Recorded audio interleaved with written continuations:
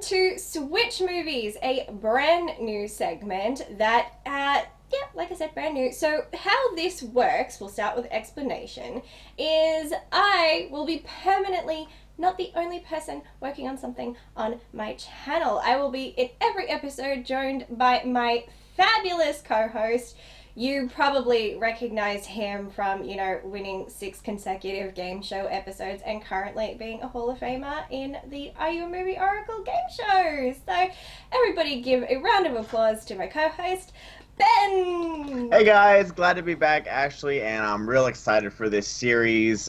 Even though I didn't really like the first movie you gave me, but you know what, I'm still excited about it, so let's get into it. So how Switch Movies works is, actually this part was Ben's idea, is that each episode we have a different theme. From that theme, each of us will select a movie that the other person has not watched. The other person then has to watch it, and then of course we sit down to talk about it. The reason why I was so interested in doing an idea like this is because I am super, super picky on what movies I watch, and one of my biggest pet peeves is I hate people telling me what to watch. I can't do it. It drives me nuts. So doing this is really putting me out of my comfort zone, which I figured is a good thing. So that's the whole idea, at least. What do you think? Good idea? I like this idea because it's kind of the same thing. Like, if any of you are subscribed to my channel, I'm doing the Journey to 300 because there's so many times where I'm like, oh, I should watch a movie. Oh, I don't want to watch 2 hours or 2.5 hours. I'll just watch The Office again or something like that. And so this Journey to 300 that I'm doing is like making me watch all these new movies, good, bad, classics, new, doesn't really matter. They're just new. I haven't seen them. So I'm in the boat as Ashley. Like, when you hear someone that says, oh my gosh, you have to watch Clockwork Orange, you have to watch this, you have to watch that, by the time you watch it, you're almost resentful towards it. You're like, all right, this better be good. And so if Yes. it's not the best movie ever, you don't like it as much.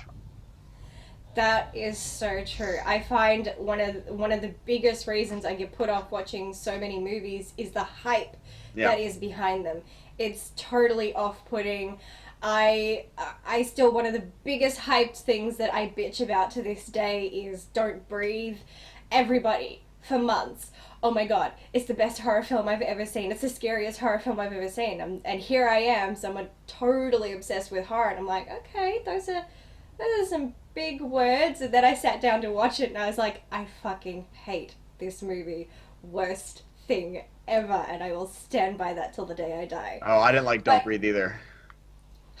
Thank goodness, I'm not alone. It's funny, I find more of them as time goes by, but at the time everybody was just like, oh my god, it's so amazing. I'm like, do we watch the same movie?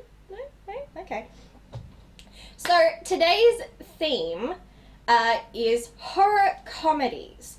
Now, I don't know about Ben, but I personally, I have a love-hate relationship with horror comedies because I think it's really hard to find that balance of the two. They either succeed in one and not the other, or they don't succeed at either, which I think is going to be Ben's opinion for the first one. Oh my gosh.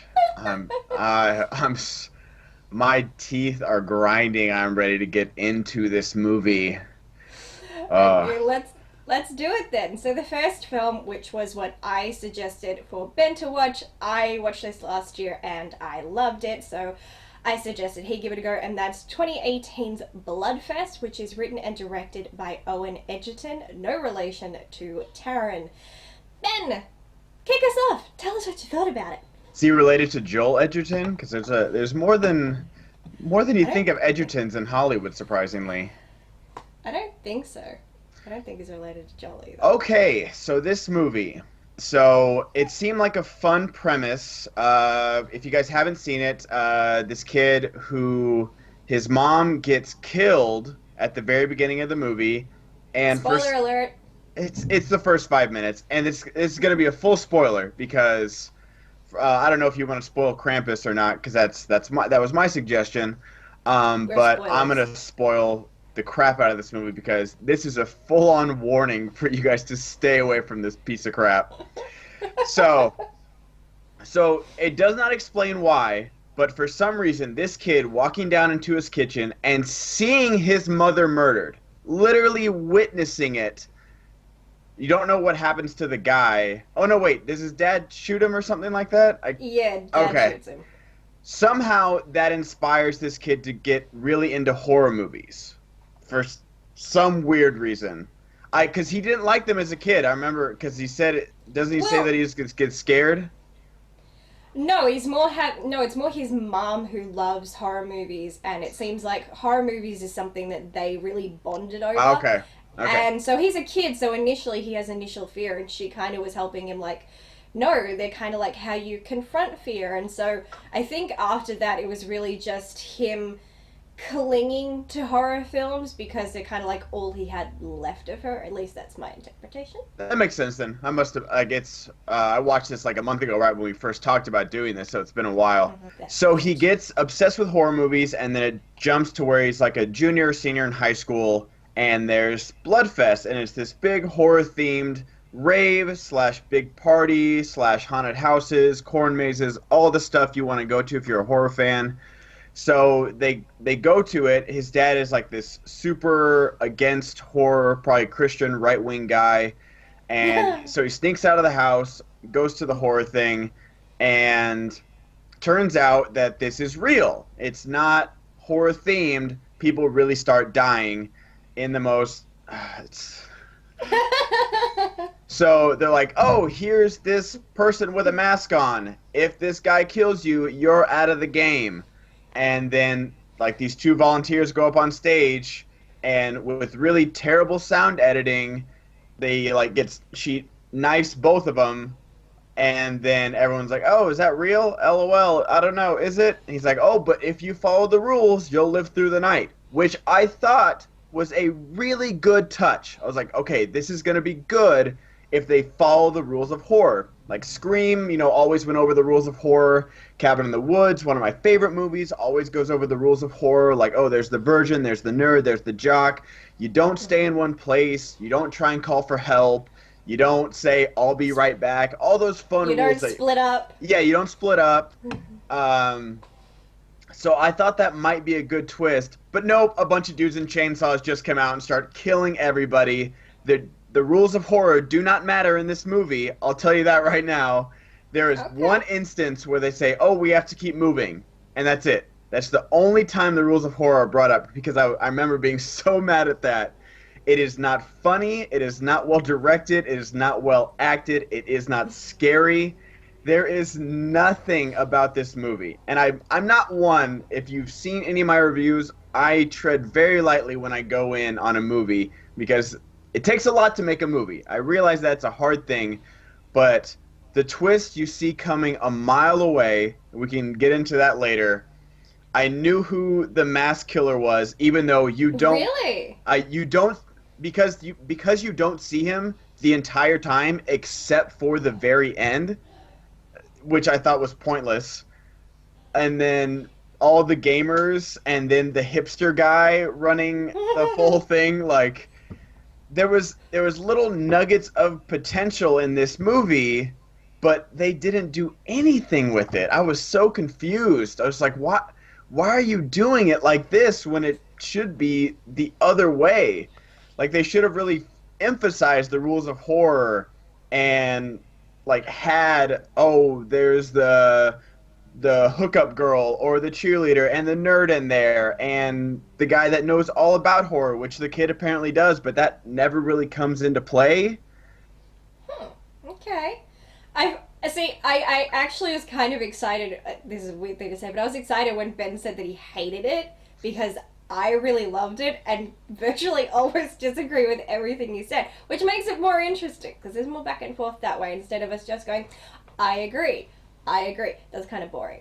But yeah, I actually do agree with the majority of what Ben said. We do kind of have I feel like there were a lot of horror tropes that were discussed. One is especially, they have to get to a certain point, so they're trying to map their way throughout the entire festival layout, and each area has a designated theme. Like, hey, we got to get through this one and this one and this one. So each area they go through, you've got our lead, who is the main one who's obsessed with horror. So he's kind of their guide on, okay, we're in a horror film, how do we deal with each section? Because each one has its own set of rules. So I guess the first thing that they encounter is zombies. And what I found interesting about that is because it's meant to be real, and zombies aren't real, obviously. So it's like, hang on, then how the fuck do you get zombies if this is meant to be reality? So I do like that they tried to make it very logical, trying to be like, okay, well, here's a guy who's actually tried to create real zombies. So they all have electrodes attached to them, so they are being kind of reanimated using electricity, kind of very Frankenstein-based theory, I guess. And instantly, everybody's like going, okay, how do we fight a zombie? And kids immediately going, okay, there are a few ways we can do this. He tests out the first one. It's like, cool, blow to the head. That's the one we're going with. I'm like, yep, that pretty much checks out for zombie themes. Even when everybody's like, yeah, let's split up. And he's going, no, rule, well, there's perfect rule in horror films. You don't split up. And they're just like, oh, for fuck's sake, this isn't real. And he's like, well, the guy said. So he's immediately thinking of horror tropes. We have, you know, guy and girl kind of like each other but never say it until, of course, they're in a deadly situation and then they say it. That's a trope. Their friend is the nerd who, you know, can help them out in a tech jam, so there's the trope. He's also the virgin, so he's perfectly fine until, of course, he hooks up with the slutty one of the group, and now he's no longer a virgin, so he dies. So there are tropes that are kind of occurring, which is fine. But I do like that they tried to think of something like, in one area, our nerd, who, I forget his name, but he actually is Peter Parker's best friend in Spider-Man. It's Ned. Just call him Ned. Yeah, we'll just call him Ned. He, at one point, ventures off, and he ends up in a campground where there are real-life vampires. And immediately, I remember when I saw this, I'm like, come on, you can't have real vampires. But then kind of like the head vampire, she just dumps this exposition on you like, do you know why vampires suck blood? Well, here's a 3-minute monologue cataloging every single reason why I'm... And that's the thing, is that you liked like them making real zombies. That's where the comedy would have come in for me. It's like I was waiting for someone to like break character of like an actor zombie, because you see, like, we have Universal Studios, we have Halloween Horror Nights, where you walk in and it's not just haunted houses. Throughout the entire park, there's, you know, characters interacting with you, there's people coming up and scaring you, and they're in character 24/7 while the park is open. And so I thought it was going to be something like that, where, oh, it's this guy coming at you as a zombie, but then you, like, kick him in the shin, he's like, oh, son of a bitch, like, I'm not getting paid for this. Like, I thought it was going to be something like that. And, yeah, that's a cheap joke, but I could have used a cheap joke at this point, because, like, them just over-explaining all the ways that they created zombies and vampires, like, if it works for you, that's great, but I was like, oh my gosh, like, this movie needed to pick a lane, because it was trying to be campy, but then it was trying to take itself really seriously by creating vampires and zombies, but it wasn't scary, and then it tried to have a message of like, oh no, horror is good for people. It's like, what is going on? You guys need to stay in a lane and go for it. I totally do see Ben's point, but I just kind of like the idea that it tried to make these fictional characters exist in real life. Trying to create a vampire, and just by going, okay, we're going to pump it with chemicals and give her a disease that has characteristics that are innately vampirish. So I was like, okay, that actually kind of makes sense. There's kind of some logic to it. But I mean, I think out of all of the scientific things that were done, there were a lot of things that made sense. Even when he was explaining, like, how do you turn someone into an actual horror movie serial killer, it's like, take a crazy person, make them watch it on a loop, and they will inhabit that role. That actually is psychologically accurate.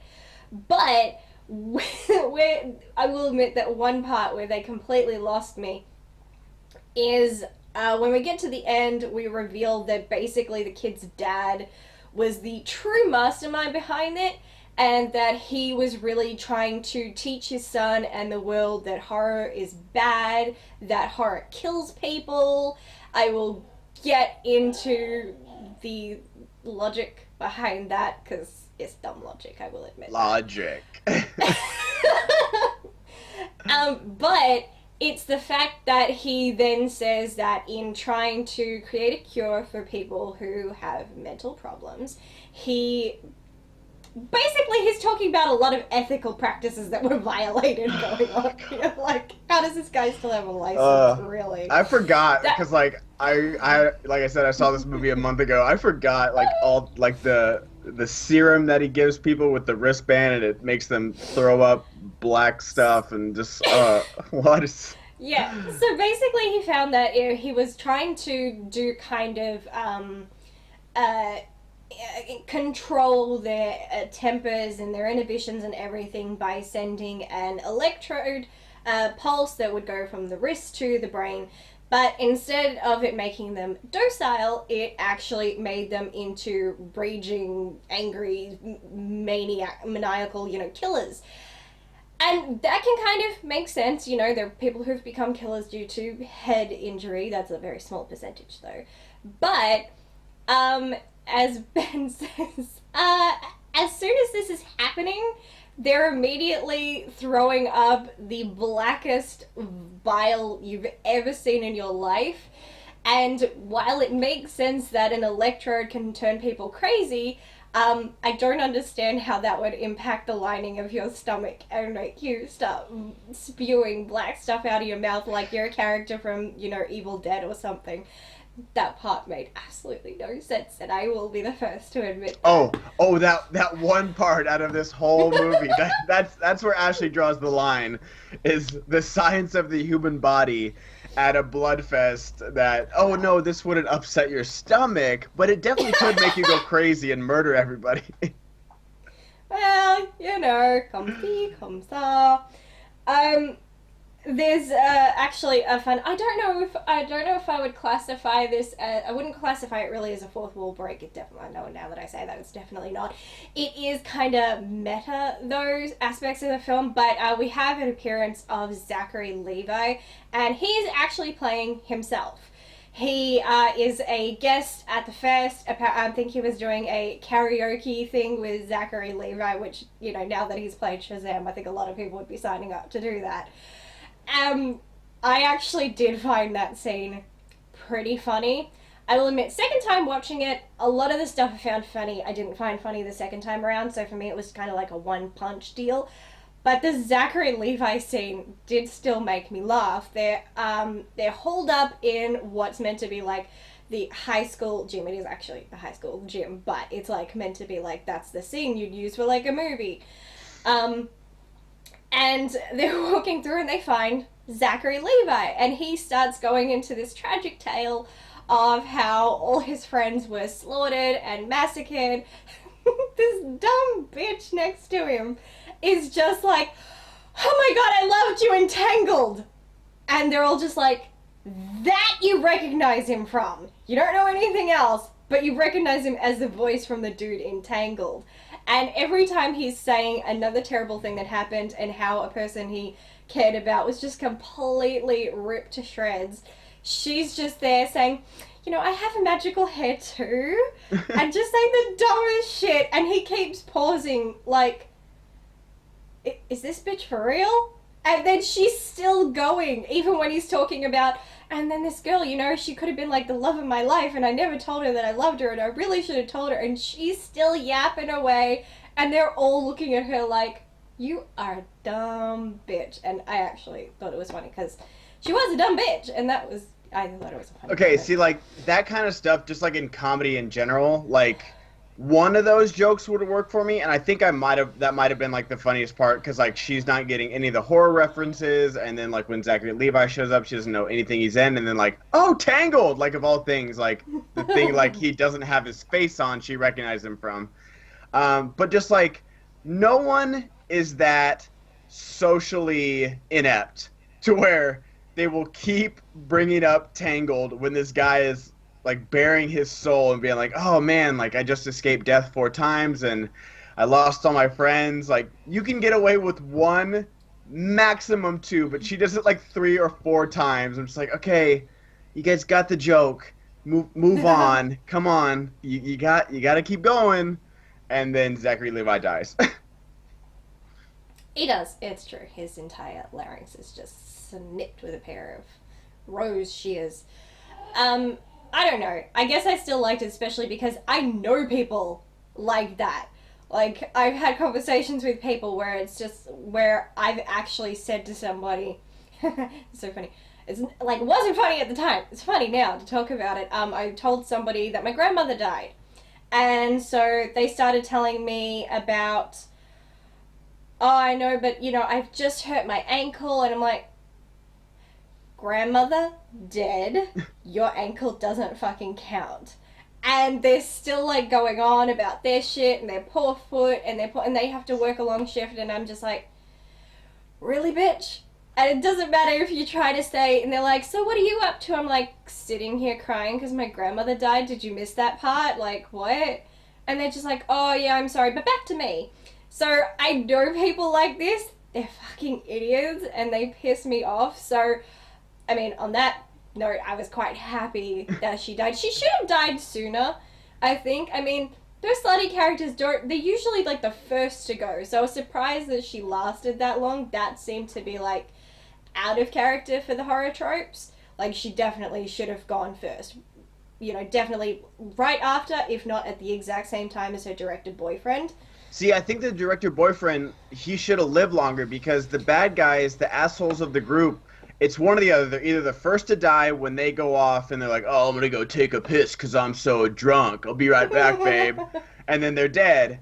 Or they're like another antagonist in the movie, along with Freddy or Jason. Oh, I have to deal with this evil human character who's gonna screw everybody over by locking the door behind them when they're running away, and now we're trapped in the room. I thought that's what his He character was totally gonna would be. have done that. Yeah, and that's a good human antagonist because all the horror stuff, they're like this faceless, unstoppable force. So you need that kind of human connection in horror to be like, okay, this person would actually exist, regardless of if it's even like, oh, a tidal wave or an earthquake. This person's gonna leave your ass behind in a disaster zone, and you're gonna be screwed. So I always like that character just because it's someone to hate, because you can't really hate Freddy or Jason or a zombie or something. You're just like, no, they're just evil. Like, it's hard to hate them, and especially Freddy because he's got the best one-liners ever. But so I wanted him to live a while longer, or the actor of the forest slaughter movies. I forgot what it was called. I wanted him to like keep being an asshole because like he says, like, never meet your heroes. Like, that's very true. Very rarely the celebrities you worship are what you want them to be. Mm. Yeah, no, I would actually completely agree with that. I think maybe that they kind of traded. I think it should have definitely been the blonde. You can't say I'm being offensive to blondes. I am one now. But I think she definitely should have died first. It would have made a lot more sense. It would have been very in keeping with horror tropes. And like Ben said, again, it would have been keeping with horror tropes to keep the asshole kind of going, because he's going to do something really douchey at some point and everybody's going to be super pissed. And then 5 seconds later, karma's going to bite him in the ass. That's exactly how it works. But he dies pretty quickly. I mean, he did die in the setting of a horror trope, but that could have easily happened to her, and I feel like they only kept her around for the specific purpose of being the slut that she was designed to be, and to have sex with Ned, just so that, he's no longer a virgin, and therefore it breaks the rule of virgins always live, so now he's no longer a virgin, so he dies. But they still could, I don't know, he could have easily still screwed the vampire chick, and, that would have fucked him over. So there were other ways. Or just have him live, because that's still a trope. Virgin lives. So, I mean, yeah, I do agree with Ben on this aspect of the film. Yes, it's a shame. I mean, the way he died was a little bit I mean, the director, dude, I mean, it's got, That's the thing. Like he didn't even have like a satisfying death. He just kind of gets sucked underground, and especially because everyone just witnessed everybody get massacred by chainsaws in a crowd, and he's like, "This isn't real, guys. It's just us." What? What other proof do you need? Like it'd be one thing, if they started the movie and be like, "Okay, don't get killed by this one person. Now go." And nothing happened, and so he'd be, walking through the forest like, "Oh, this isn't real. Like this, it's just like for fake. It's just a festival." And then he died like that. That would make sense. And then you get like these clues, like, "Oh, maybe this is real. Like, where is he?" And so you keep this mystery going. But since they didn't do that, it makes no sense that this character would be like, "This, oh yeah, this isn't real. Like, I just saw 30 people die by a chainsaw, and I have blood all over me. But no big deal." It's true. That's true. I can't disagree with Ben.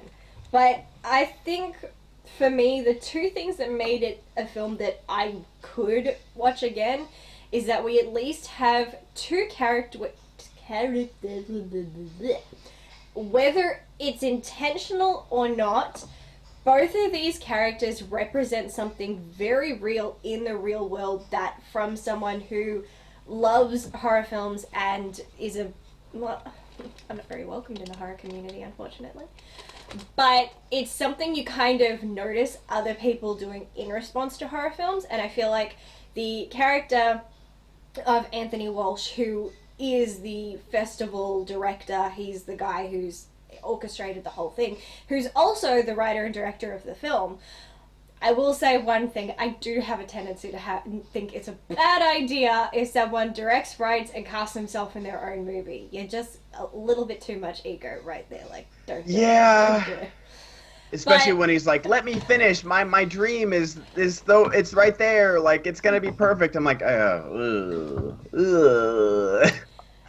Him and our main character, is Dad. They both represent for me an element that is associated, well, two elements that are associated with horror films in general in the real world, and therefore I kind of find them a bit more intriguing. Our dad, who is a class A douchebag, there's just really, I mean, anybody's gonna go around killing people and then be like, yeah, it's for the greater good. Like, no, you're just a fucking dickhead. He is someone who, he's one of those dicks who can't for the life of him accept blame and just goes around blaming everybody else instead of just going, "Oh, you know what? Maybe it was my fault my wife died." Not saying that it was, maybe partially, considering I don't think he's a very ethical doctor now. It very well could have been. But instead he's like, "No, horror films killed my wife," because he had a mental patient who liked watching horror films, and then he goes and kills him. It's like, that kind of seems more like he just really hated you and like wanted to kill something that you cared about. Like, it's not that deep, dude. But he didn't look at it. He didn't look inwards, which is definitely something a psychiatrist or a psychologist would have you do. He's immediately like, "Nah, horror's to blame." And he has this stance, and then everything he's doing is like self-fulfilling prophecy. He's like, "See, I told you, horrors are bad, horrors kill people." It's like, no, you kill people. The horror wasn't to blame, but you're trying to, make it seem that way. And it reminds me of all the people out there who, when some shit goes down, say, "Oh, I blame horror films, I blame violent video games." It's like everybody would rather blame this thing that is not actually doing anything instead of looking at the bigger picture. And so I feel like he represents that, so I totally get it, because I hate people like that. You see it. If there's been another mass shooting in the US, which there was another one just now, Jesus Christ, instead of people going, "Oh no, like, guns are bad, we should do something about that, we should increase gun laws, we should, try to figure out why are these people doing it, how can we stop this from happening," instead you have people coming out of the woodwork going, "Oh, they played violent video games, it was them, they played Call of Duty, Call of Duty did it, they played, what's that other one where you actually run people over with your car and you..." Oh, Grand Theft Auto? Grand Theft Auto, yeah, exactly, blaming all this shit, and it's like, no, the video game didn't tell them to go kill anybody. Like, what? So I feel like that's him. The dad is definitely like a pretty good archetype of like people that definitely do exist. I wish the director slash director of the festival would have been more of like a gatekeeping type of person, because like what you're saying is that you're not welcome in the horror community because of A, B, and C, and that's like true with Mm. every movie genre and every Yes. Comic-Con and nerd genre now. It's like, oh, you can't like this unless you know this, this, and this. Like, do you? Do you? Do you? Well, what was the first comic you read? What was your favorite horror movie? Well, who directed this? Like, dude, I can just like something because I like something. I don't need to prove anything to you. And so I wish like he would have been more of that type of character where, like, instead of just killing people, they were like puzzles or like trivia. Be like, oh, Mm. like like solve this puzzle if you've seen the first Halloween movie or something like that. And maybe they couldn't do that because Kind of like the start of Scream. yeah, exactly, like stuff like that where you'll live if you know horror, or if you know the horror genre. And like you said, there are a few instances, but there wasn't like an instance where someone said like, oh, you're like a virgin, don't don't have sex before the night is over or you're gonna die. So it's just like stuff like that. Like, yeah, there's that instance with the vampire lady that can't eat Ned because he's a virgin, but it's just like, okay, like there's like a little wink and a nod, but they didn't like make it funny or they didn't make it scary. And just like They the horror references they have, it's not a fourth wall break, but it's like, oh, you are a virgin? I will not kill you now because of what horror movies say. Okay, good day, sir. It's like, all right, can yeah. you work it a little smoother into the plot there? Ned's plot was it was it started off as being meta in the sense that he was kind of constantly talking about the fact that he was a virgin to an annoying degree. Yeah. And it's like, and so he's like, oh, I should be okay. I'm a virgin. It's like, okay, if you're aware of this fact, why did you go and have sex? Yeah. Like, why didn't you just wait till you got home and then hook up with the chick later on when you're away from the people with the fucking chainsaws and knives and killer clowns and all this shit? It's like, so you're an idiot then. And I'm like, he can crack a safe, but he can't crack life. And that's the thing, like that would have been such a great moment where like him and the hot girl are in the shower, literally about to do it, and he's like, hold that thought. And then they don't, and they're the ones that live through, like subverting the expectation of like the main horror kid living through. He dies because he finally has sex with the girl he likes that is he's never told that he likes. That's a whole thing. And then they die, and then the final scene is like Ned stepping into the shower with the hot girl and they're waiting for him. Like, oh, yeah, I made it through. Now I can lose my virginity.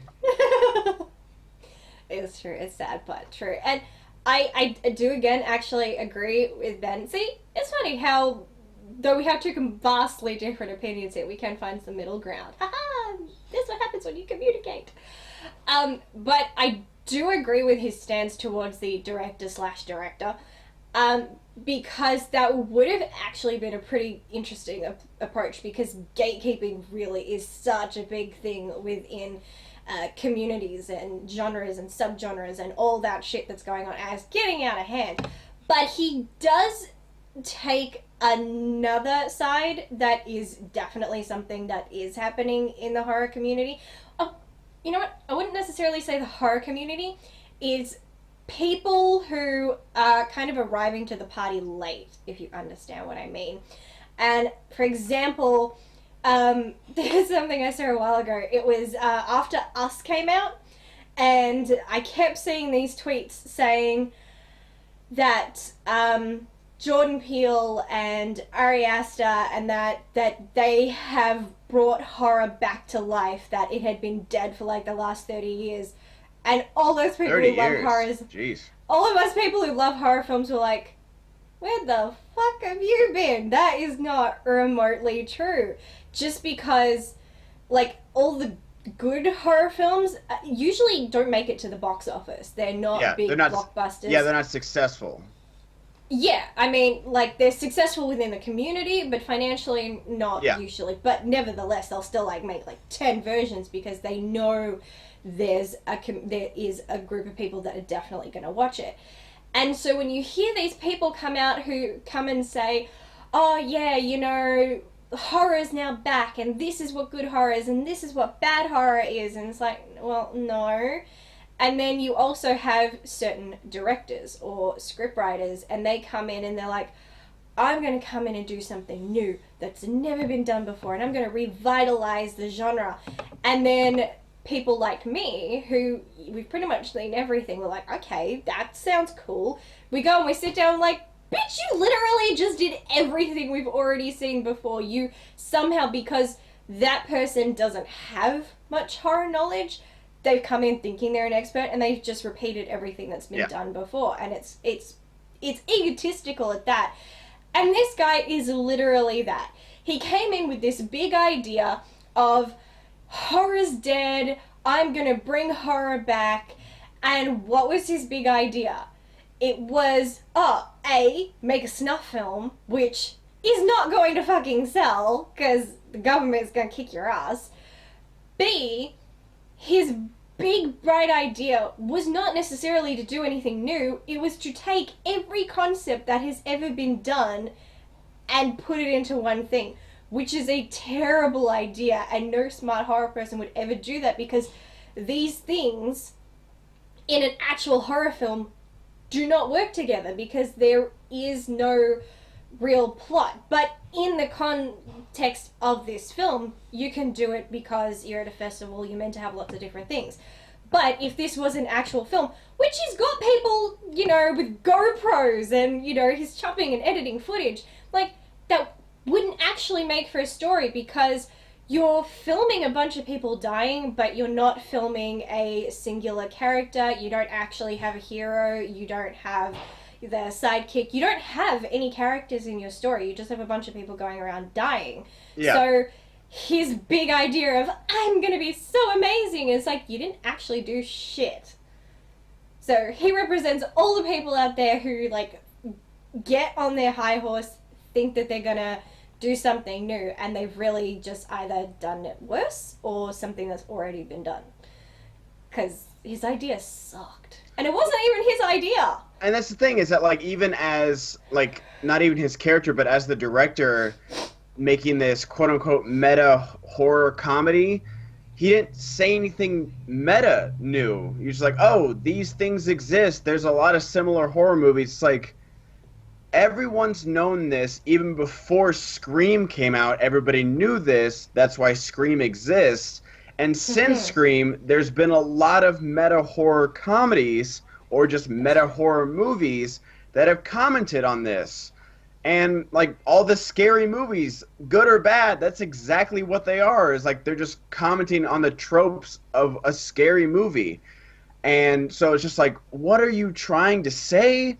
And like you said, that's how I feel about his movie, is that, like, this, like, total lack of story and just, oh, meta joke here and, oh, meta reference there and John Carpenter and Zack Snyder. It's like, yes, you can say these names, but I feel like that's, I don't want to judge this director, but, like, that's all you're putting in your movie. He might know a lot about horror. I don't know him personally. But as far as what you're putting in your movie, you're not putting any of your horror knowledge or love or passion into your movie. It's just like this hollow shell of cheap references. I mean, I can't completely disagree with that. But nevertheless, there were so many horror references that I relate to, and I could see something happening or something being said, and I could immediately reel off 20 movies in my head with that is exactly what happened. So for me, it did kind of give me a bit of that nostalgia, and that's why I like it, because it was kind of pointing out all the things that have become like a comfort for me in the horror genre. So I'm just like, oh, it's like coming home. It's all good stuff. It's like a horror recap. So, I mean, yeah, I don't think it's like the greatest film ever, but I do kind of tend to like dumb, fun things, and it had things that I could relate to and things that I could understand. So at the end of the day, I really liked it, and while I don't think it holds up very well on multiple viewings, there's still a little bit there, so I'd probably just keep spacing it out. So maybe like once every few years, I'd probably revisit it. So like once every, you know, I've kind of watched it now twice in just under a year, so that's pushing it.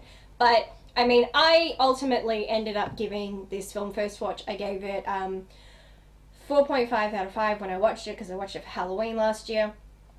And I don't know, that would probably, at this point on a second viewing, move down to like a 4 or a 3.5. But I still really enjoy it.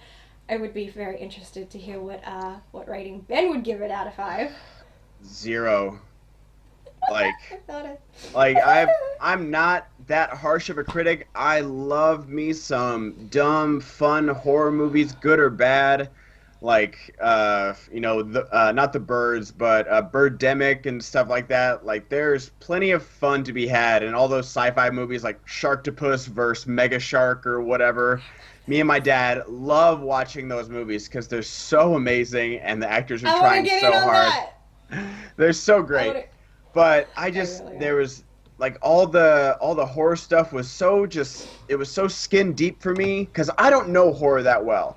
I'm pretty surface level when it comes to horror stuff, and I knew all the references. If you're that in love with horror, there should be some stuff that I don't know. Like That's a good point. And that it's not hard for me to not know stuff about horror. And so I felt like all the stuff that, horror's dead, horror's this, and it's like, no, just people fall into a genre about horror and that's all that gets made for 10 years. Then that genre dies off and then we just have to accept the next genre that's coming around. And so that's just what he did. He just made like kind of the same thing we've been seeing for the last 10 to 15 years. And when you're on that tail end, unless you have something really new to say, it's not going to be good. All right, so we are done talking about Shitfest, and we are on to one of my favorite movies. Now, I came along Krampus well after it came out. I think I saw it maybe 2 years ago, and it came out in 2015, so I was real late to the party. But I love Krampus so much. 1, because it's a Christmas movie, and I love me some Christmas. 2, because it's hilarious, but it doesn't overplay its hand. 2 or 3, oh man. 3, it's scary. It's actually scary. I am frightened a lot in this movie. And 4, it's the practical effects. I'm such a sucker for practical effects in horror, and this does so much with so little, and I love every second of it. And especially like turning Christmas into horror is such a cool thing to do for me. I'm such a sucker for that. Because like Christmas just represents everything good and family and friends and the lights and the fake snow here in LA and going to Disneyland and all the stuff that I love, and then just slowly twisting that into just like these terrible Jack in the Box that will swallow your children whole and teddy bears that will chew your throat out and gingerbread men that will stab you in the Achilles and burn you alive. It's amazing. Like, it takes itself just serious enough that it is scary, but when a gingerbread man is flying at you in slow-mo with a butcher knife, the movie's laughing at itself, and it knows it's laughing at itself, and I can't say enough for how much I love this movie. And then on a technical level, all the sound editing of when Krampus is chasing that girl down the street and you just hear the chains and his hooves rattling the roofs every time he jumps. And the fact that it's such a small detail when you watch this movie, you can always hear the wind. You can always hear the wind and the snowstorm outside, and that's such a small thing, but it's so big because it really puts you in that like house where they're trapped, and I love it. And then the ending, I don't know if I want to spoil the ending because the ending is an actual good ending and not some twist you can see coming a mile away. But it's such a good ending. I don't want to spoil it, but it's got one of the best horror endings I've ever seen because you think it's going one way and it goes the other, and I love it. Did you like Krampus, Ashley? Oh, of course. It's good. Why would you like it? It's something like that, huh? So this film that, let's see, 1 minute. This film was directed by Michael Dougherty. It was also written by Dougherty, Todd Casey, and Zach Shields. And I actually wanted to watch this for a while, and then I eventually just never got around to it. I found a Krampus movie, and I started watching it. I'm just like, this doesn't seem like a what I thought it was, and then it turns out it was a completely different movie, just also the same title. Like, oh. But I might go back to that, because I found that kind of interesting. That one was definitely more horror. I will say, while I didn't hate the film, and I didn't love it, I did absolutely hate the first 20 minutes of the film. I was actually kind of like pulling at my hair. I kind of felt like I was watching and I was actually saying to myself, I'm like, that son of a bitch got me back for Bloodfest. Like, god damn it. But What didn't you like? Like, it reminds me of almost like Hereditary, where it's just like this uncomfortable family vibe where like they just do not get along, and it's such a Christmas theme. And then it's almost like Dusk Till Dawn, where it's like, oh, it's these two bank robbers, and they're trying to get away, and then left turn vampires. You're like, what the hell? And then you think it's like this family Christmas drama they would do on Lifetime Channel or the Hallmark Channel, and then suddenly Krampus arrives. I mean, that was exactly why I didn't like the first 20 minutes, because it is a Christmas movie trope, and it is my most hated Christmas movie trope. You find it in so many movies, and every time I come across it, I'm like, oh my god, this shit again. Where it's, you know, the family and the in-laws all come together, and they all fucking hate each other. And, you know, people are just, like, silently sitting there, gritting their teeth, and they're ultimately, like, plotting each other's deaths. And you just see, like, you've got the fucking racist aunt, you know, drinking, being an absolute bitch. You've got and I was just like, oh my god, I hate this so much, because it reminds me of, like, my family. And the fact that Christmas time is like, gotta put on the happy face and deal with people I'm not fans of. So I don't like seeing it in movies, because it's usually never fun. And I mean, I didn't personally see anything funny. I didn't get any kick out of it. I mean, there were certainly things I'm like, I can't take this seriously. The one moment for me that felt like a solid horror moment, and I'm just like, okay, I kind of see what you're doing. It was when you have the daughter and she's instantly like, sees something, she doesn't know what she sees, and she starts running, and she sees this guy has frozen to death in a car, and he looks absolutely petrified. And so she's terrified, and she hides under the car, and that's definitely a horror trope, somebody hiding under a car or a bed, and you see the footsteps, or in this case, hooves, walking around. Then she's like, oh, it's fine. I'm like, bitch, if you get out from under this car, I'm gonna come over there and slap you. Rule number 1, don't leave just because you think they're gone. Yeah, it was a moment, the only moment that I didn't really expect what was happening next, because I really just thought it was going to be like, he's going to come up and drag her out from underneath, because that's usually how it goes. But instead, she kind of hears a music box, and she looks, and there's a little music box, and it's just slowly opening up, and I'm like, oh, that's never good. Yeah, it's great. And then next thing you know, she's screaming, so chances are she's dead or something. I'm like, oh, damn, they killed the kid first.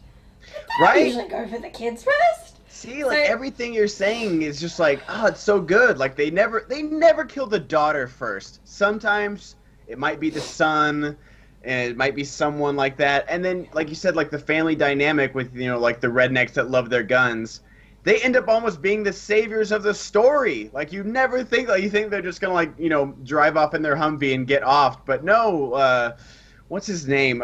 Champ from Anchorman. David Koechner. Everybody knows David Koechner. You know David Koechner if you don't know his name. But he's like the redneck that has like a shotgun in his Humvee, and you know he's the asshole of the family. But when it comes down to it, he kills like 3 elves, and he's just shotgunning them in the snow, and he saves the family almost. And it's like, oh, it's nice little where you think it's going, and it just like slowly turns. Well, he ultimately didn't actually do that much. I mean, he shot some gingerbread men. Good for him.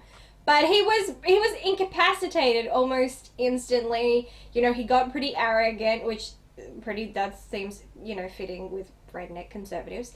So he totally was like, yeah, I got this. And then it ended up being, you know, the Boy Scout. The one who, like, is like, nah, I got this. And he's got the gun, and he's shooting, and he's kind of stepping up. And the guy's like, you know what? I respect you. I kind of like you more than I did before. And I'm like, okay, I like this. I like this dynamic has changed, respect has been found. And it was nice seeing Adam Scott's character just kind of showing it's like, well, you know what, Boy Scouts know how to get shit done too. And I'm like, repping for the Boy Scouts, you go. I mean, he definitely got shit done. And I think bitch racist aunt had her redeeming moment when she gets the shotgun and she goes to town killing all these toys. So there were a couple of moments I liked, and definitely with Toni Collette, she, you know, go Australians. She something about her performance and the way she was dressed totally giving me Hereditary vibes, like very very strong there. But it for me it feels 100%, despite the fact that it's, you know, scary and people are dying, it still 100% feels like a Christmas movie and not a horror movie. And I definitely didn't really get the comedy because I wasn't really laughing, because there was so, I mean, Christmas wise it totally was reminding me of National Lampoon's Christmas Vacation. Like so much. Like seriously, you've got the redneck in-laws, they've got the van. I'm like, oh my god, it's National Lampoon's Christmas Vacation Part 3. Like it was very much that. And then when it comes to horror films, I'm like, okay, now I'm getting a lot of different references, and yet I'm still feeling like, oh, but it's still very Christmassy. I mean, with the toys, it was giving me very demonic toys and Puppet Master. Like, definitely, we're in that territory, scary Jack in the Boxes and stuff. I'm like, oh yeah, I've watched a few horror films where that happens. And even the gingerbread men, immediately I got two things that came to mind. One is definitely, though I haven't watched it yet and I'm actually watching it this October, immediately got the creepiest gingerbread man ever. And I'm immediately thinking of the film Ginger Dead Man, which is about a killer gingerbread man, or at least a guy who possesses dead guy who possesses a gingerbread man as all full on. And so I was just like, oh yeah, it's giving me that. And then the way they're very gleeful and festive, Yeah. was totally taking me back to Brothers Grimm with Heath Ledger and Matt Damon, because at one point I think it was one of the kids who's getting kidnapped gets turned into a gingerbread man, and he eats his own arm. And he's so happy about it. He's like, oh, delicious. And then he's like skipping away, and then he goes, and so the way that happened, I was just like, that's what that reminds me of. I mean, the funny thing is just that, you know, I'm pretty sure at that point, Toni Collette's character, like, that's the first crazy thing she saw. A fucking gingerbread man, like, doing that, and it's just like, yeah, you'd question your sanity at that point. Like, did I see that? Or like, what? That's what I did like about this movie, is that it was very realistic of real people like dealing with this.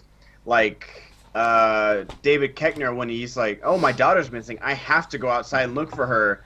And Adam Scott is trying to be like, we don't know what is going on, but it's not like normal, so we just need to stay here.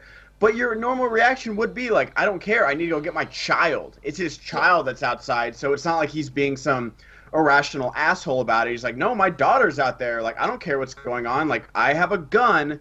And that's like what his point of view is, like, my gun has gotten me through a lot of situations in life, it's going to get me through this one. So I like that it wasn't a bunch of, you think it's a bunch of caricatures at the very beginning of the movie, but they turn into real people. Like, he's not trying to, like, you know, his daughter could be safe in the house, and he's not trying to, oh, I'm going to go shoot all these people, let me get outside. No, he's trying to save his daughter. That's why he's trying to go outside. Mm-hmm. And, like, they're, you know, Adam Scott's, like, kind of this wimpy, like, not too much of an alpha male type guy, and then when shit hits the fan and the alpha male gets hurt, he steps right up. And, like, so there's a lot of good character development and a lot of real character development in this movie. And also, you have a Jack-in-the-Box on camera swallowing a children whole. Like, that is one of the most disturbing images when, like, it's just like a perfect flashlight shot. like just slowly going up the Jack in the Box, and then just you see him just like halt. And I remember the first time I watched, I was like, oh. I mean, I did find that Jack in the Box pretty creepy, and especially the way the mouth was done was very gross, very creepy, and very effective. I totally give it that, because it was like a cross between Tim Curry as Pennywise in It and Blade 2 and all the vampires they had. Yeah. Yeah, it was very that, and I was just like, I didn't even like that in those movies. That's definitely creepy. Yeah, Like something about the jaw, it like, because I've been watching a lot of Attack on Titan, and like the Titans like have like huge jaws, and something about like unhinging a jaw, or like, you know, when Freddy Krueger, like he opens his mouth wide to swallow a kid one time, and then like in the new Pennywise, when he kills Georgie, like you see his mouth and all the teeth like bite his arm off. So something about the jaw in horror, like it's really unsettling when like things just open their mouths so wide. Ben has a jaw phobia, I guess. It's something, man, because it's real. But that's why I like it. It's like there's real humans in this movie, because I feel like so many times, you know, oh, don't go in there, don't go into the dark forest, don't do this, and they never do that. They're literally doing things that real humans would do. And when Grandma tells the Krampus story, they're like, that's batshit crazy, but this is what we're seeing right now, so maybe it's true. That was definitely another horror trope. The wise grandma who's, you know, miraculously, this is the one person who's lived it, experienced it, and I'm like, you knew that was going to happen in the start of the film. And then I'm just like, bitch, why do you keep speaking German when you just, and then suddenly you switch to English? Like, I'm like, just either have her, you know, use one or the other, because then it kind of just, story-wise, it doesn't make sense that the only time she elects to speak friggin' English was to tell this story. It's just like, really? I mean, the parents and the kid knew she spoke English, and like I think it was more just like she wanted to teach her grandson German. Like, it's not a bad thing to learn another language. I think, oh, like, no, I'm pretty I wish sure, I spoke all languages. right? I think like pretty sure the main character, the grandson, and Adam Scott and his wife Toni Collette, pretty sure, like 95% sure they knew she spoke English. I just don't think like the in-laws or the aunt did, because I know she's the one that says like, "Oh, she's speaking English now." Like I remember that line. But I like that they put the story. It is very much a trope to have, you know, the wise old character that knows the tale of the horror. But I do like that they animated it. I thought that made it a lot scarier. Like, I feel like having like a real life little girl in there, like it, just the way they animated it made it. It did remind me a lot of Nightmare Before Christmas, like that Christmassy but scary. I like that a lot. I did like that animation bit. It was effective and it was creepy, and the way that it was shot, like that absence of color, and the only time there was color is like the color of flames. Even with that, it felt so cold and depressing. So I thought it was like really reflecting like her childhood was pretty sad, and you know things were bleak. So I felt that was probably my favorite part of the whole film, just that one animation bit. But I mean, the dynamic with the grandma and the grandson, again, I'm getting like a flashback to another film. It's giving me, you know, The Witches. Where it's, you know, the grandma, and she's, you know, very close with the grandson, and it's the grandma who's had the experiences with that one thing before, and she's like, I'm here to educate you so shit don't go around. It's like, oh well, shit hit the fan anyway, so what the fuck did you do? Like, you would have no help. But I do at least like that with the grandma being there, they were able to naturally explain kind of why Krampus was there. Not in the sense of because she experienced it, because Krampus is a part of folklore in a very specific part of the world, and she is from that part of the world. So it's that whole thing of, you know, culture and things that kind of travels with you, which is a big thing about folklore. It's not really, it starts in one place, but it migrates as the people of that culture migrate. And that was kind of what happened. You know, it's like Krampus is following those people around the globe. And for the most part, I think that they stuck to the lore of Krampus. You know, he's meant to be half demon, half goat. He's meant to be the anti-Saint Nicholas. He's meant to be someone who they characterize him as one of the first things you do is you hear the sound of bells and chains, which are meant to apparently represent the chains that confine the devil or some shit like that. I know a lot about folklore and mythology. Yeah, so what it's can I fun. say? So, you know, that was literally the very first things that you really see of Krampus before you ever see his face. You see the hooves, you hear the chains and the bells. And he's also meant to have this really long, creepy tongue. And they gave him that too. Oh, his I, design was so good. I didn't necessarily like the face. There was something, it seemed like too prosthetic heavy, because there was a part where you could actually see where it's like, here's the prosthetic and here's the actual person behind it.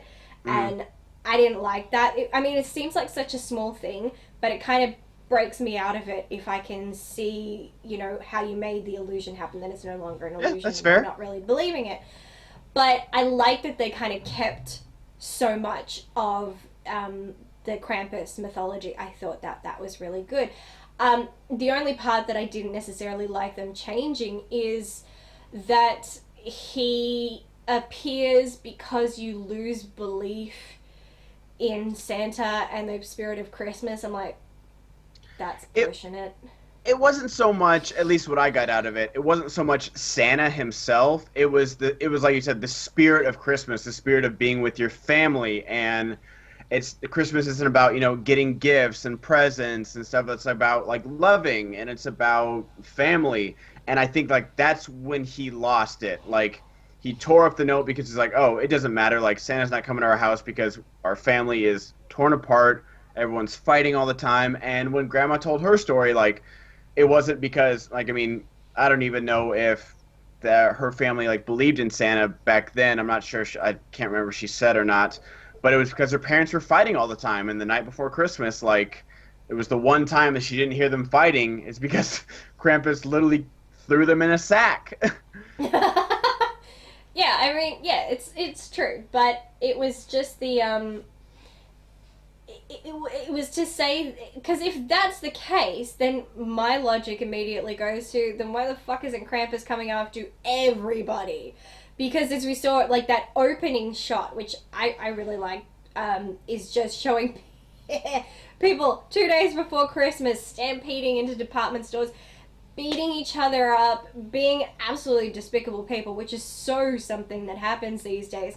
Caring more about, I'm going to get this toy, who's going to spend the most money. I think the best shot in that slow motion, I can't remember which Christmas song, but I think it was sung by Bing Crosby. And, you know, it's festive, lovely Christmas music to the scene of people just completely like bulldozing over each other. And the most effective moment for me was, as all this is going on, there's a kid, this little boy, and he's sitting among a pile of, I guess, like display presents, and he's crying, and he's got a black eye. Yeah. I'm like, who punched this kid? You people are horrible. And I thought that was super, super effective, because that really does create the theme that, you know, people have really lost their way. People are so messed up. This is what Christmas has become. So I really like that scene. But, yeah, then it kind of turned into, well, you know, we've lost the spirit of Christmas. I'm like, so yeah, why doesn't he just kill everybody then? That makes no sense. He does, at least in that neighborhood. He got all the remember they showed the neighbor's house with, you know, the fireplace torn down. Like, he got the UPS driver. I mean, it seemed like he got everybody in the neighborhood, because ain't nobody out there anymore. No one was, you know, had their lights on, and it seemed like everybody was done for. Like, I don't know if he went, you know, citywide or something, but it seemed like that straw that broke the camel's back. He was just like, I'll just take out this whole street. Might as well. I'm here. I'll just do it.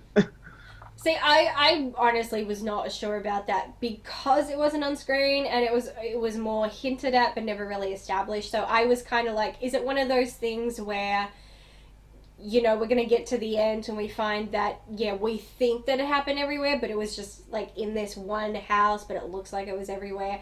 and then all that stuff. But it was just because Krampus is about, punishing naughty children. And I'm just like, well, if anybody's fucking naughty, it's those stupid redneck kids. Those kids are fucking bitches. Oh God, they were so awful. I hated them. I'm like, no, Krampus, definitely. These kids, go for it. I do not care. They bloody deserve it. I mean, even the fact that it's again that thing, like, why do you always have to have that, like, one kid? It's almost offensive to rednecks at this point. You always have to have the one child who's slow, doesn't say anything, and, you have to question, their mental capacity. And he totally deserved to get eaten, taken to hell, wherever the hell was happened to him, because I'm sorry, strange shit is going down. You wake up and see a random chain sticking out of your chimney with a fucking gingerbread man attached to it, and your first thought is, oh, yum, I'm gonna go eat it. I'm like, no, you had that coming. You deserved it. Exactly.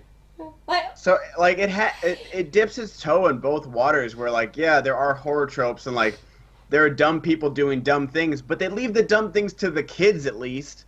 Like, at least, like, I'm sorry, I know plenty of children that have done some dumb crap in their life, and if you wake up in the middle of the night and they're kids, they don't know what's going on, and like, oh, a gingerbread man. I'm a hungry kid, and it's Christmas. No, he shouldn't have done it, but he doesn't know he's going to get eaten. That is true. I mean, you are right when you say that there are moments where it's pretty realistic. A lot of films love to try and show, like, parents, they're trying to shield the kids and keep the kids away from anything. But look, you're in a confined space. You can't really hide what's going on from them. And the fact is, children are super observant. They catch on to things very quickly. And parents just automatically, oh, no, they don't know anything. But every time shit's going down, they're not exactly being quiet about it, that's pretty normal. Parents think they are, but they're not, and kids are always listening. And the kids are just, like, standing there like, are we all gonna die? It's like, no, we're not gonna die. And the kids are pretty much like, yeah, we're not buying this. Yeah. We're not that stupid. I'm like, well, you are. But that's realistic, because children at that age would totally...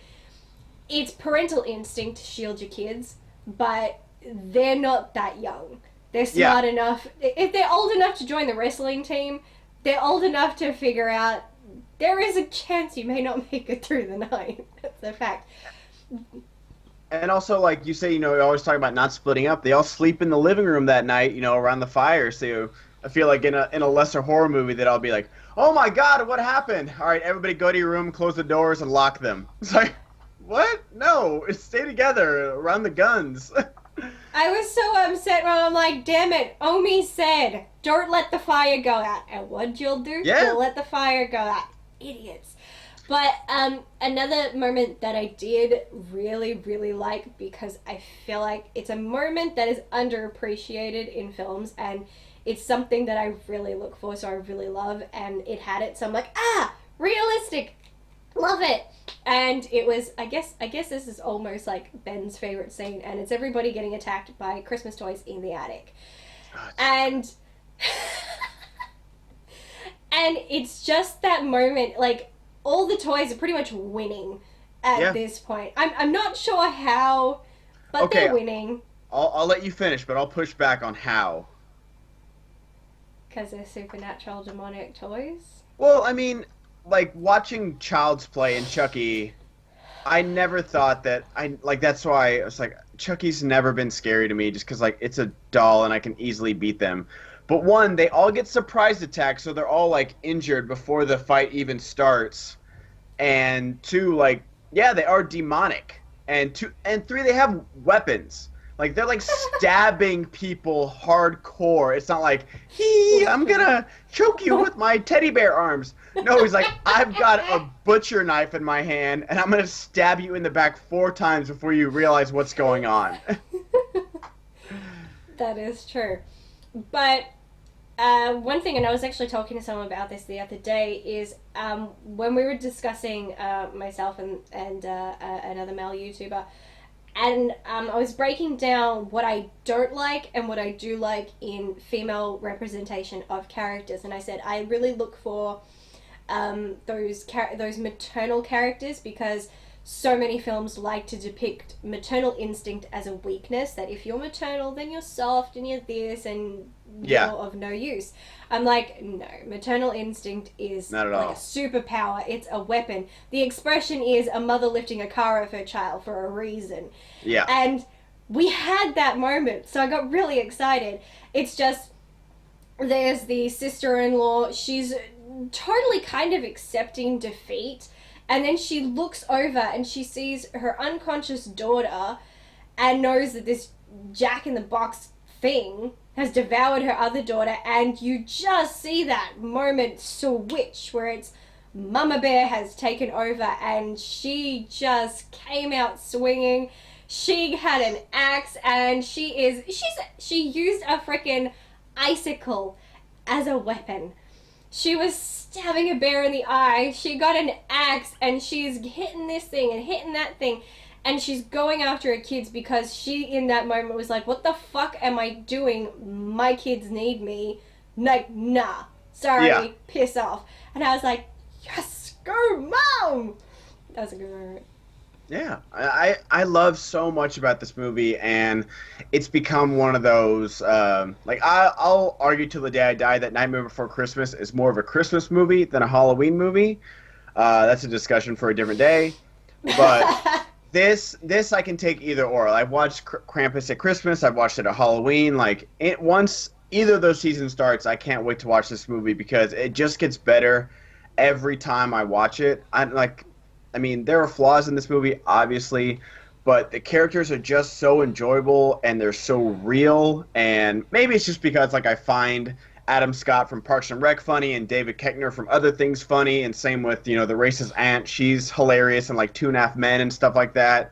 They're all like funny actors, so maybe I just find them funny in this movie. But just, I love the sound design of Krampus. I love his actual design and how they take the Jaws method of like not showing the monster till the very end of the movie, and all his minions. I love the scene with the elves with all the snowmen darting in between them, and just the fact that like, oh, they have one snowman. Then he looks out and is like, oh, we have three snowmen, and then they open the door and there's 30 of them. And it's just like little things that you don't think would be scary, but if you walked outside of your house and there were suddenly 30 snowmen out there that you didn't build, you'd be like, what's going on? What's going on? And that's what they do. Like, they don't like, you know, they don't scream into the camera or anything, but they're just like, what is going on right now? And they're just trying this whole time to play catch up. And I like that. There are plenty of moments where they're just like totally overwhelmed, but a lot of the times they're thinking through things and they're reacting and just being very human. And I love that about it. And like I said, all the practical effects. There is some CGI with like the the gingerbread men, but that's like more of a comedic part anyway, so I can forgive it. Of it not like, if it would have been like stop motion, I would have died. I would have loved every second. Little stop motion gingerbread men would have been so perfect.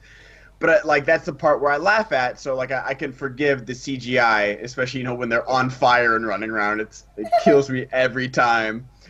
But yeah, I will admit, it was a good moment when the gingerbread men are on fire, and then it's like they were so busy being on fire they forgot why they were there, and then the guy speaks and they're like, there he is, and Yeah. I'm like, okay, that was actually funny. Like, it's like, oh wait, no, stop it, who cares if we're on fire, we got shit to do. Like, it's like they what? realized they were cookies and they don't have nerves and feelings, so they're like, oh yeah, we came to kill people. And then the dog saved the day by eating them. Yes. Oh, I forgot about the dog. Gotta have a good dog in a horror movie. What did happen to the dog? I think he got. I don't want to spoil the ending, but I don't think he made it.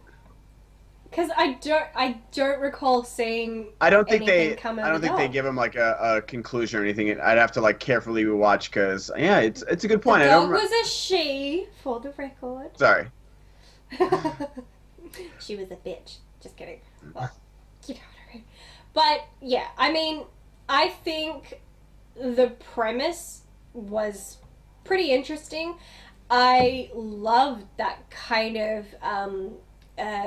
extreme blizzard type thing. It puts you in this in this immediate like disaster movie situation. You're trapped. There's no way out. You can't see shit. You can't get help. So I actually like that. It kind of made the whole film feel a lot more like, oh, shit's gonna go down. So I like that. I just think they kind of overdid it a bit with the Krampus minions. I mean, like, it was one thing when suddenly we have all the very much alive presence. I'm like, okay, not entirely necessary, but alright. And then when you bring in the freaking elves that are just people in masks, and I'm just like, now you lost me. Because, I mean, that's definitely not part of Krampus folklore. And I just think he kind of didn't do anything. Like, ultimately, he didn't do anything. And it's like, Krampus is the one they're afraid of. It's like, well, no, we've got the toys eating people, stabbing people, biting people. We've got elves kidnapping children. You know, they're all doing stuff. And what Krampus do? He handed a kid a bell with his name on it. And I'm like, oh, terrifying. So it's just like, that's kind of disappointing. Like, they kind of cared more about creating all these minions when they could have left the menacing to, you know, the title character. And they didn't do that. So by the time you see him, and he's not doing anything except giving us close-ups of his hooves and his long nails and that stuff, I'm like, have him do something, come on. Like, why are they doing everything? I'm like, they're not just minions, they are slaves, and they do all the hard work, and they don't get paid for it either, I bet. They're interns. So, exactly, they're interns. So yeah, that was disappointing. And then I'm so torn on the ending, because I've always said, when it comes to horror films, I do respect an unhappy ending more than a happy one, because it just seems more realistic that if you're in a horror setting, shit's not going to end well. Like, there shouldn't be a happy ending, because life does not work that way. But on the other hand, it's also a Christmas movie. So with Christmas movies, I want there to be a happy ending. So the fact that we get to it and it's not a happy ending, I'm just like, oh, I don't know how to feel about this. I love it. I love it. I don't want to spoil the ending, because I feel like because like Krampus isn't like a very well known movie. People know about it, but you know, it wasn't that big hit of a box office or anything like that. Mm-hmm. But I love it because it gives you a taste of both. It does give you a happy ending, and then it gives you an unhappy one, almost like a kind of like a Scooby-Doo episode where it's just like, oh, which one do you want? Where do you want to stop the movie? It's like, oh, like if you watch this on TNT, like they might just edit for time. Like, oh, that's the happy ending. That's how it ended. Yeah, someone argued with me about, I can't remember what movie it was, but they had only seen it on TV, and the actual ending does, like, they cut it on TV to where before, like, the twist ending. I can't remember what movie it was. It's going to bug me now. But they cut it before the twist ending, and, like, this person was, like, screaming, arguing with me that the movie doesn't end like this. I'm like, no, like, there's another scene after this. Like, you got to trust me. And then I finally brought it up on IMDb, like, the synopsis. I was like, see? They're like, oh, my God. I watched a different movie. Like, they cut it on TV or something. So they might actually do that. But I like it because it gives you that sense of hopelessness, is that no matter what they did, if David Koechner had a shotgun or a rocket launcher or a bazooka or whatever, nothing was going to stop what was coming for them and what they deserved, like what this family had earned over all these years of terrible Christmases, of being awful to each other and not appreciating their time together. This is what was brought to their doorstep, and it doesn't matter if they sing Kumbaya around a candlelight for the rest of the movie, nothing's going to stop this from happening. I think that's why I couldn't completely accept it, because as far as, like, dysfunctional families go, they're not the worst I've ever seen. They have some shitty moments. I still think the two eldest daughters by far were the worst. They can get that ending. That's fine by me. But everybody else, I don't know, because you kind of see that the brother-in-law, once he's kind of gotten a chance to be alone with his brother-in-law, there's kind of formed a mutual respect that they didn't have before.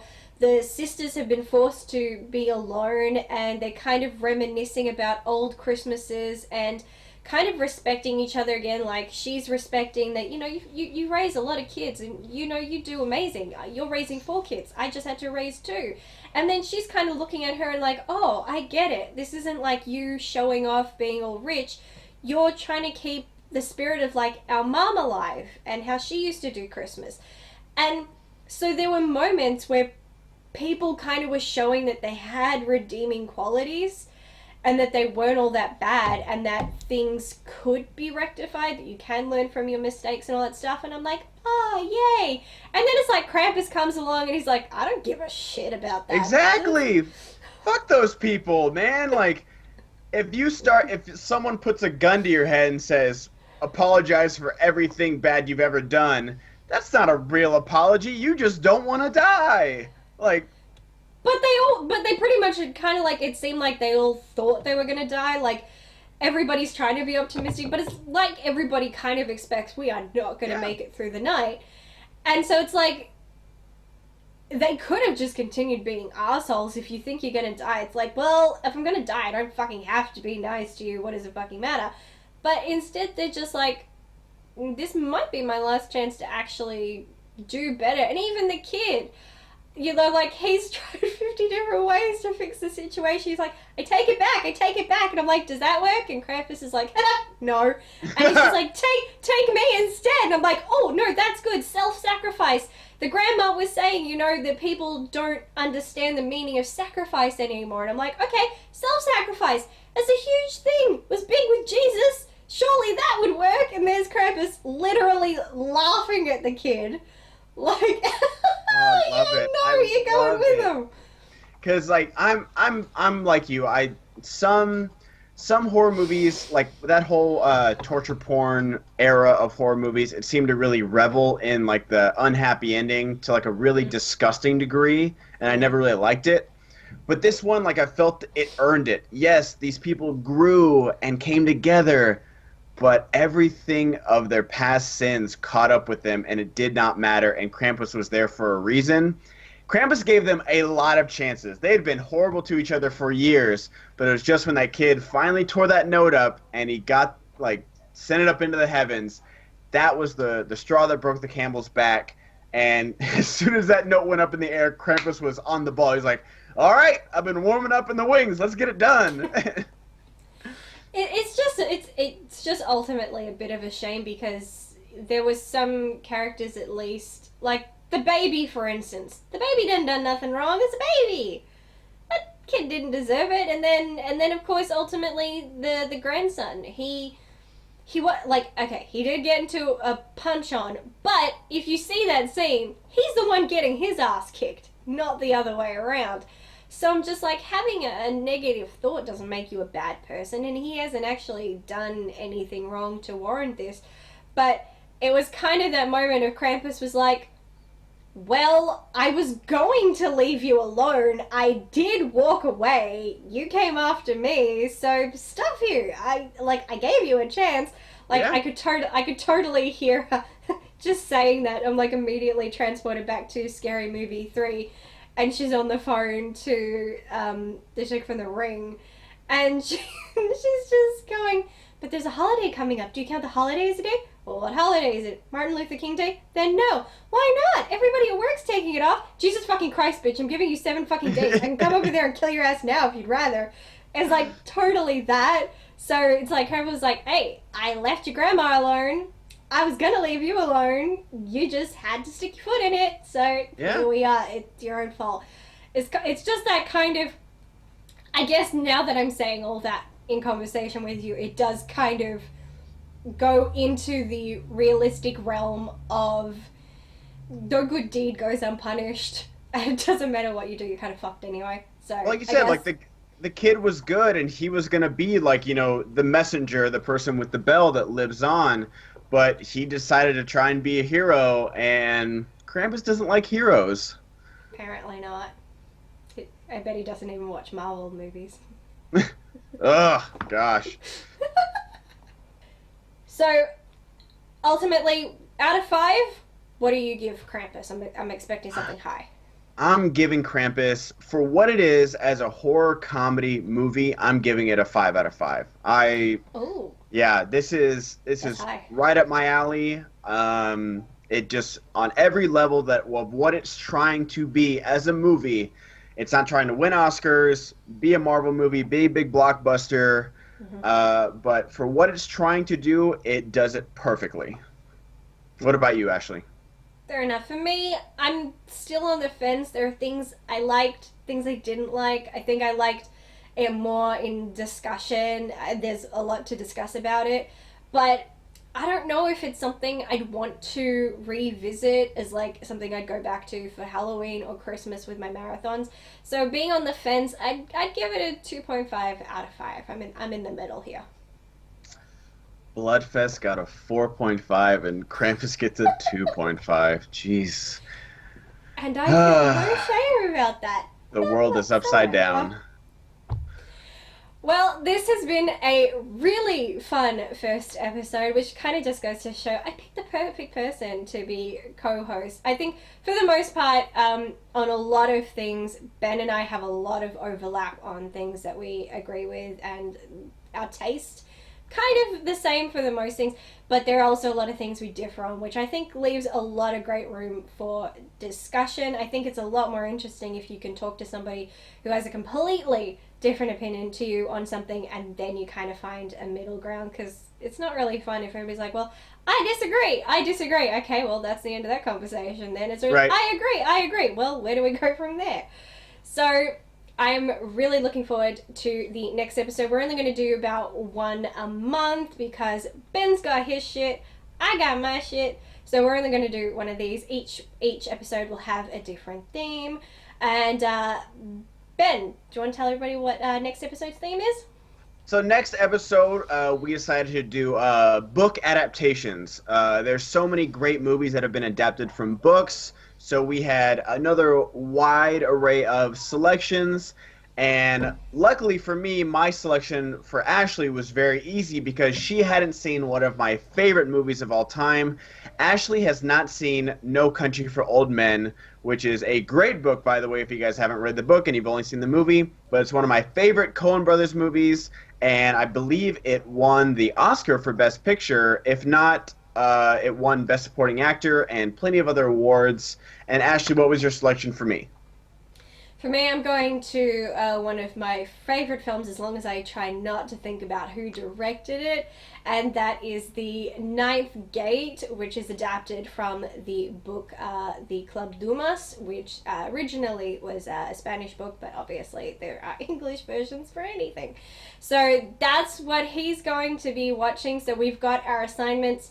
In also the next episode, we're going to be having a guest on, and it's going to be Brittany of the BS Review. She also has her own YouTube channel where she reviews books, and she does these insane bookathons and book vlogs and all this stuff. So she'd be the perfect person to come and kind of discuss with us movie versus book. So she's already been studying. I've already seen the pictures of her sitting in the tub reading No Country for Old Men, so she's gotten to work.